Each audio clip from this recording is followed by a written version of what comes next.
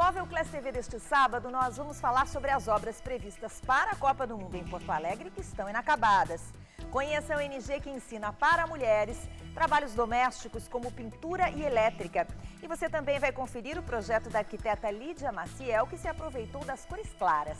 É sábado às 10 da manhã aqui na Band e eu espero você.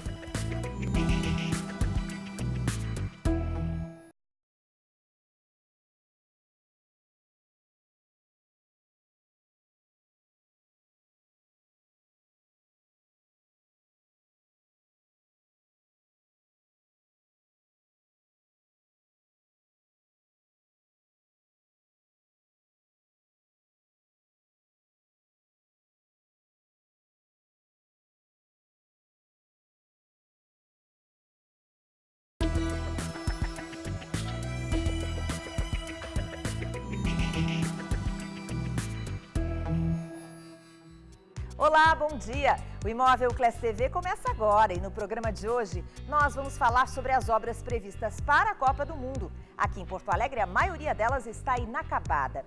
Conheça o NG que ensina para mulheres trabalhos domésticos como pintura e elétrica. E mais, você é um colecionador? Pois saiba como organizar os objetos, integrando eles à decoração. E a repórter Fernanda Becker vai mostrar o projeto da arquiteta Lídia Maciel. No Imóvel Class TV de hoje, a gente mostra para você o projeto desse apartamento que foi desenhado com espaços amplos e móveis com cores claras. Mas os detalhes a gente conta daqui a pouco. Fique com a gente, eu sou Lúcia Matos e o Imóvel Class TV está no ar.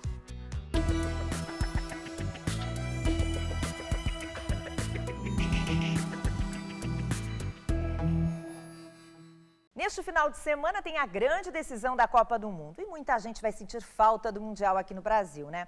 Mas passada a Copa, ficam as obras. E aqui em Porto Alegre, a maioria delas, projetadas para o Mundial, está inacabada.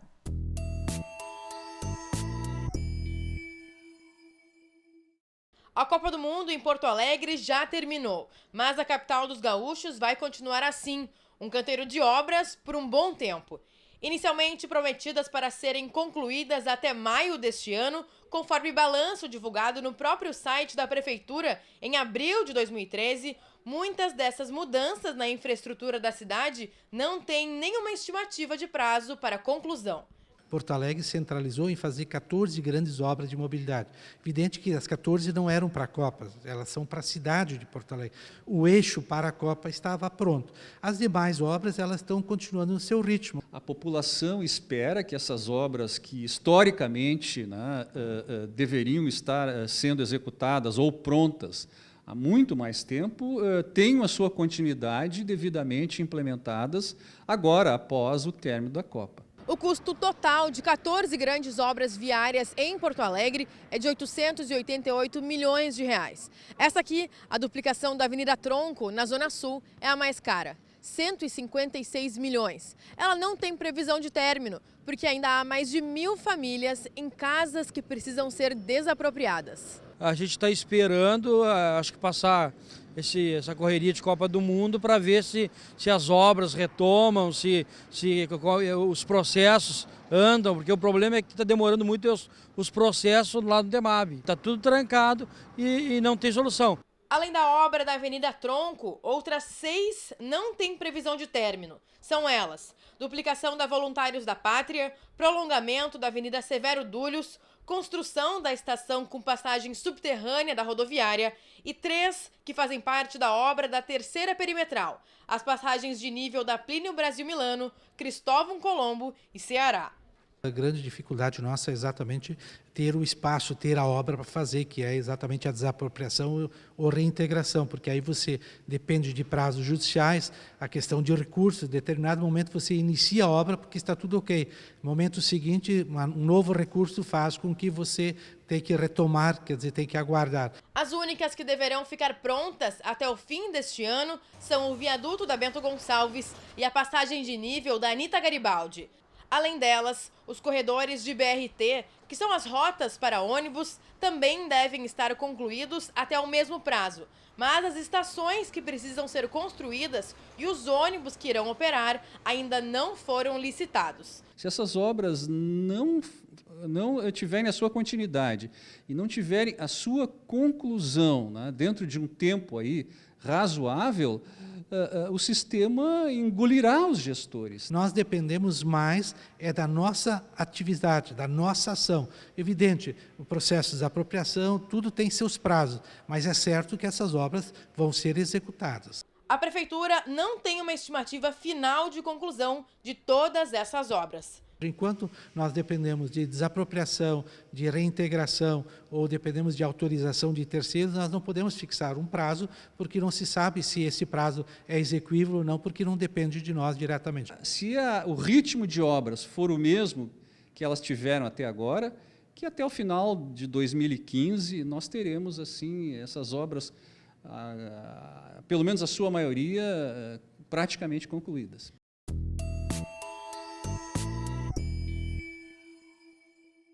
Um vídeo publicado no YouTube mostra uma seleção dos prédios mais altos do mundo. O maior fica em Dubai, nos Emirados Árabes. Com 160 andares, tem 828 metros de altura. O segundo lugar fica na Arábia Saudita. Este prédio tem 95 andares. Taipei, em Taiwan, tem o terceiro prédio mais alto do mundo, com 101 andares e 509 metros de altura. Os quarto e quinto lugares ficam na China, em Xangai e em Hong Kong. E a Justiça liberou as obras de construção do edifício mais alto da América do Sul. A FG Empreendimentos, responsável pela construção do Infinite Coast, vai continuar os trabalhos da torre localizada em Balneário Camboriú, Santa Catarina. A obra havia sido embargada em maio pelo Ministério Público Catarinense. Um parecer da Fundação do Meio Ambiente indicou que parte do edifício desrespeitava a distância mínima do canal de Marambaia. A construtora recorreu da decisão, alegando que a medição foi calculada do canal até o muro da obra e não até o início do edifício. A torre terá 240 metros de altura, 66 andares e contará com 2 unidades de luxo por andar, no valor de até 7 milhões de reais. A maior usina solar integrada, um edifício da América Latina, foi inaugurada no final do mês passado, em Florianópolis, Santa Catarina. O complexo chamado de Usina Megawatt Solar é fruto de uma parceria entre a Eletrosul, subsidiária da Eletrobras, e o governo alemão, por meio do banco KfW, que financiou o empreendimento de 9 milhões e meio de reais. Ao todo, são 4,2 mil módulos fotovoltaicos instalados em uma área de 8,3 mil metros quadrados, nas coberturas dos edifícios e estacionamentos. A energia produzida será distribuída a consumidores livres, como empresas e shoppings, que poderão comprar a eletricidade por meio de leilões. O Imóvel Class TV volta em instantes e a gente vai mostrar para você uma ONG que ensina mulheres a fazerem reparos domésticos normalmente realizados por homens.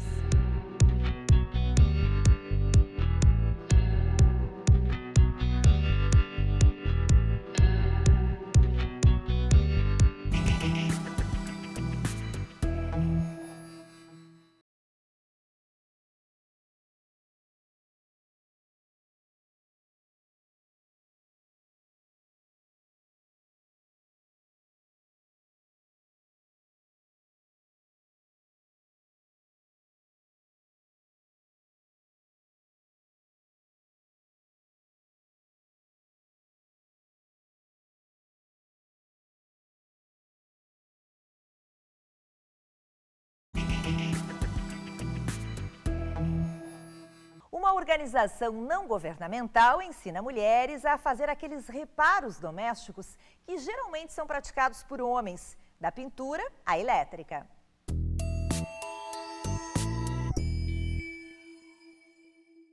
O cenário é um canteiro de obras e a equipe é assim, homem mesmo, só ele, porque o grupo é de mulheres, psicólogas, empresárias, donas de casa que viraram alunas Mas o que elas vieram aprender? Ensinar as mulheres que não tinham acesso, são as profissionais liberais, são as donas de casa que tinham vontade de fazer um concerto na sua casa. Ou seja, aquelas metidas que já fazem o serviço, mas não sabem fazer bem a contento. Então a gente está aqui para isso. E vira uma espécie de corrente do bem. O dinheiro arrecadado com a inscrição do curso vai para a ONG Mulher em Construção e ajudará a capacitar mais mulheres em situação de vulnerabilidade social para trabalhos na construção civil. Fátima, por exemplo, já foi aluna e hoje é quem entra em cena como professora. É muito gratificante isso aí. A gente aprende também ensinando e cresce profissionalmente. Mas, no fundo, todas essas mulheres estão, na verdade, pedindo o divórcio da dependência do marido para os concertos domésticos. Tem essa autonomia. Pô, tem coisas assim que tu não precisa depender de um profissional da categoria. Vai lá, tu mesmo pega e faz. Muitas dúvidas que não sabia, negócio tapa-furo, esse negócio eu não sabia. E agora já aprendi muita coisa. Por outro lado, a mulher também tem todo um cuidado com o acabamento que o homem não tem, né? Então, assim, acho que as coisas se completam. A sala de aula é o Complexo Vila Flores, arquitetado por José Franz Lutzenberger na década de 1920 e que agora passa por um processo de revitalização. Ou seja, o trabalho dessas mulheres vai ficar pelas paredes, piso e história de um futuro centro cultural. E a gente está feliz porque daí, quer dizer, todo mundo ganha, a sociedade inteira. Depois nós vamos ter esse complexo maravilhoso, pronto, bonito, reformado. A ideia virou mais um motivo para mostrar empenho na tarefa e agradou a mulherada.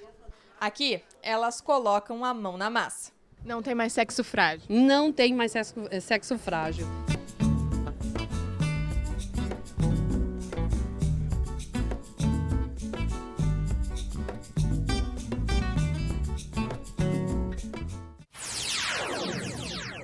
Você adora colecionar objetos?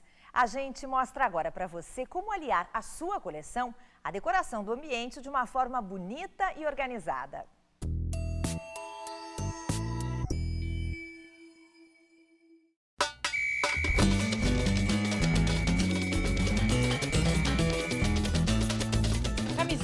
Camisetas e mais camisetas.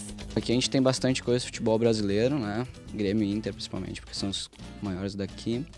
Mas a gente tem muita coisa também, futebol europeu, times italianos, espanhóis, ingleses, até alguma coisa do leste europeu, que também é mais difícil de encontrar aqui. Clubes asiáticos, da América do Norte. A gente tem de tudo aqui mesmo. Esse brechó em Porto Alegre, especializado em camisetas de futebol, tem uma verdadeira coleção pendurada nas araras. São mais de 3.000 exemplares, separados cuidadosamente. A gente sempre procura deixar setorizado pelo nicho da maioria dos colecionadores, por exemplo. É mais raro tu ter um colecionador que procura a camiseta pela cor. Eu coleciono camisetas azuis, ou então coleciono camisetas verdes. A gente procura deixar, por exemplo, camiseta do Grêmio. Tem muita gente que coleciona camiseta do Grêmio.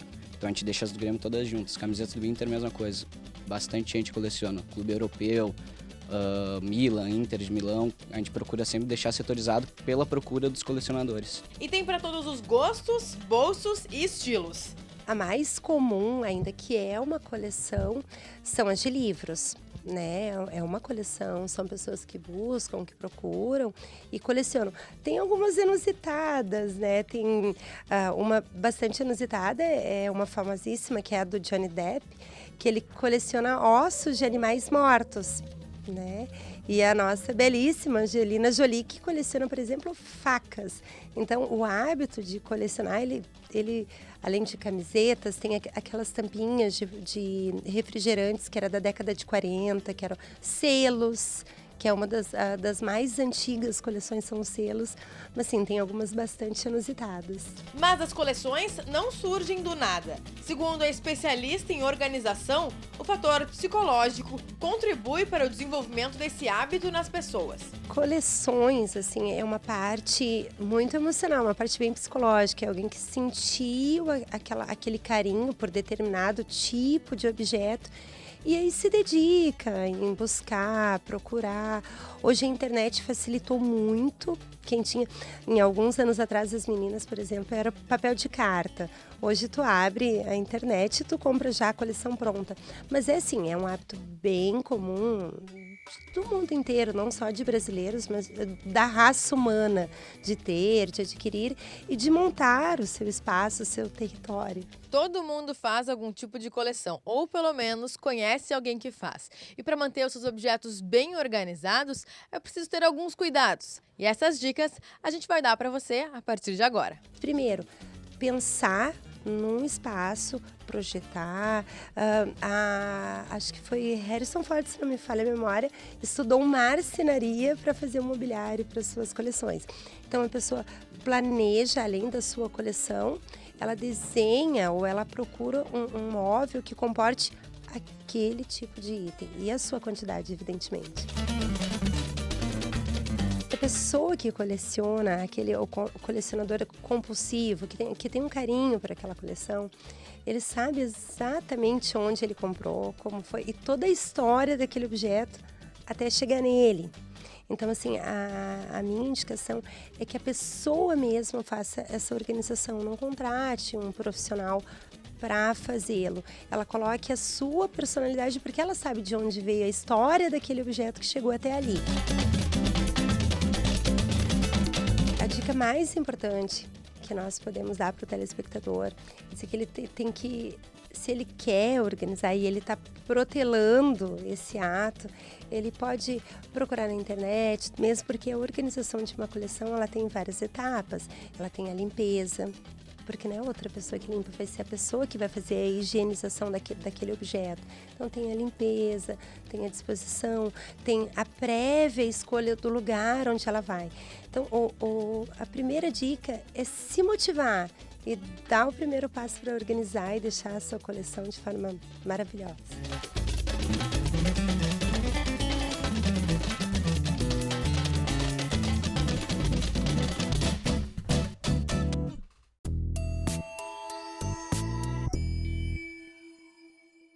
Em Nápoles, na Itália, o arquiteto Oscar Blanca reformulou o projeto da Estação Toledo.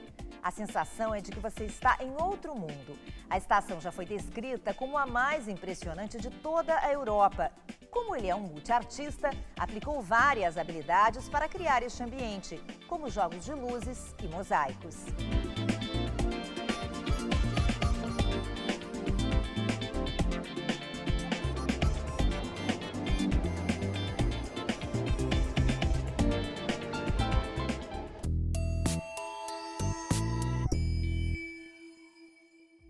E a Vila Borgata Causasio, no noroeste da Itália, parece ter parado no tempo. Com construções simples e antigas, esse pequeno vilarejo está à venda por R$ 737 mil. Mais ou menos o preço de um imóvel de 2 quartos na Barra da Tijuca, no Rio de Janeiro. Este valor está muito abaixo do praticado em outros lugares da Europa, como a Grã-Bretanha. No entanto, a vila está um pouco abandonada e precisa de uma boa reforma. A venda tem sido acompanhada pela União Nacional das Comunidades das Montanhas, uma organização que protege este tipo de vila na Itália. Não perca em instantes. No Imóvel Classe TV de hoje, a gente mostra para você o projeto desse apartamento que foi desenhado com espaços amplos e móveis com cores claras. Mas os detalhes a gente conta daqui a pouco.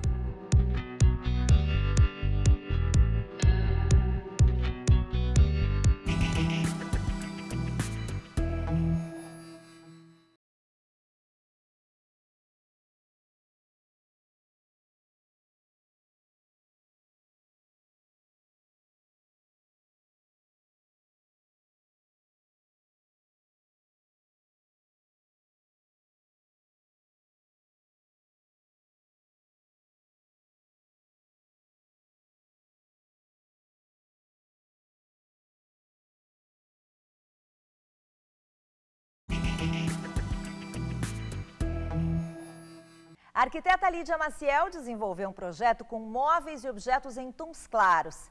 E a repórter Fernanda Becker foi conferir. Veja só.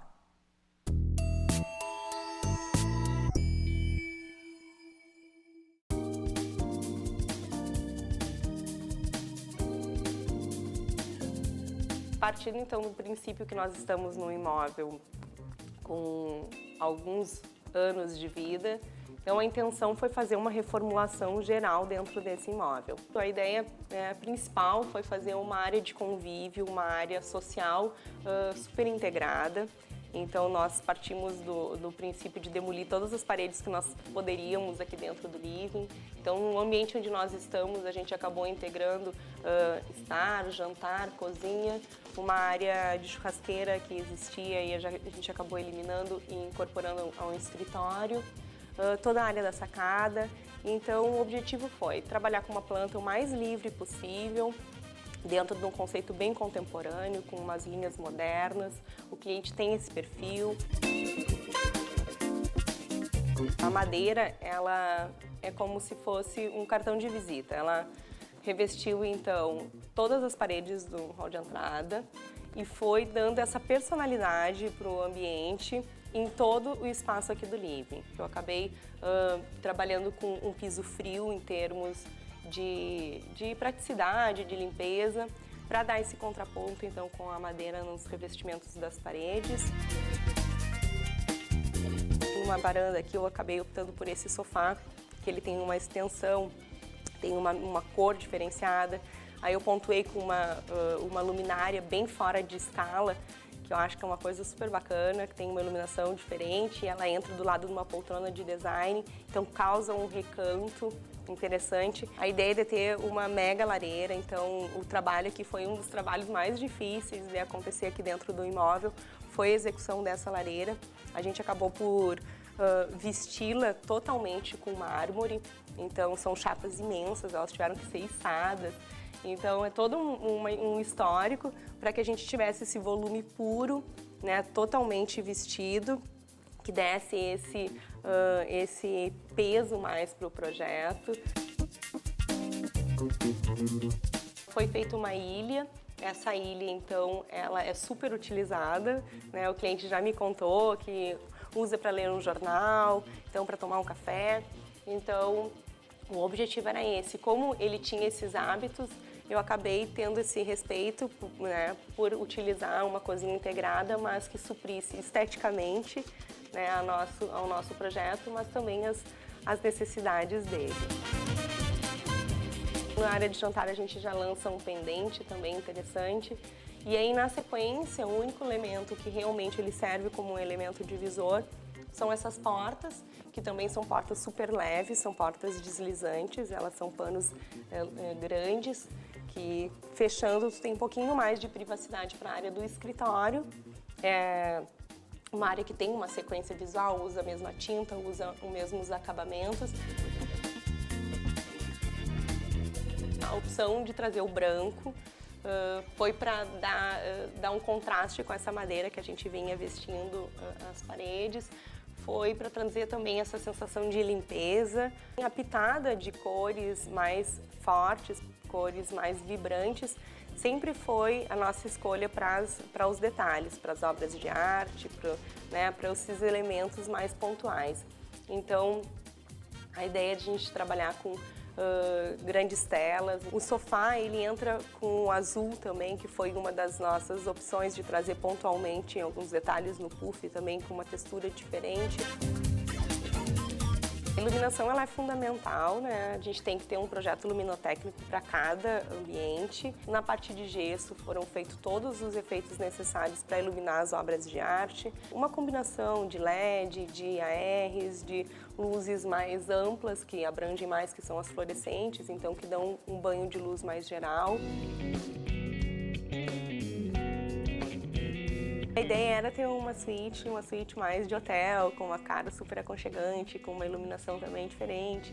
Então a gente acabou optando por colocar uma fita de LED na cabeceira, fazer essa cabeceira com esse mesmo revestimento do piso. Nós entramos com um piso de madeira que ele entra nos mesmos tons, né, do que a gente utilizou dentro da sala. Foi feito também um fundo todo com efeito concreto para dar esse ar mais contemporâneo com a mesma linguagem da sala. A ideia foi utilizar um pouco mais, um tom um pouco mais fechado, então a gente entra com um pouco do marrom, um pouco mais do grafite.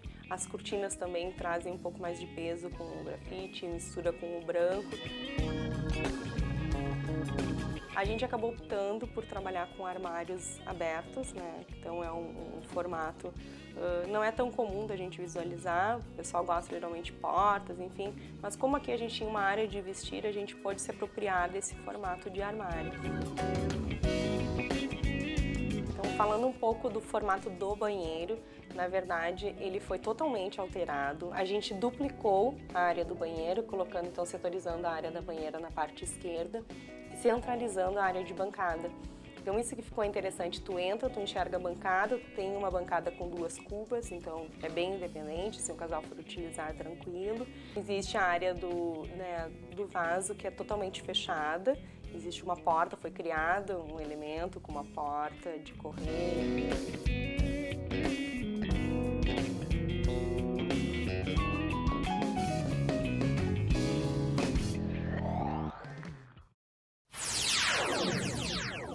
Grupo Imóvel Class, revista Imóvel Class. Há 9 anos no mercado, com 30 mil exemplares auditados e distribuição 100% gratuita. Portal com mais de 250 mil ofertas de imóveis de todo o Brasil. Revista Imóvel Class Digital, com aplicativo mobile gratuito e presença nas redes sociais e blog Beabá da Casa Nova. Realiza o Salão do Imóvel do Rio Grande do Sul, um evento oficial de Porto Alegre, principal evento imobiliário do estado. Imóvel Class TV, há 3 anos no ar todo sábado às 10 horas na Band TV. Grupo Imóvel Class, 100% focado no mercado imobiliário.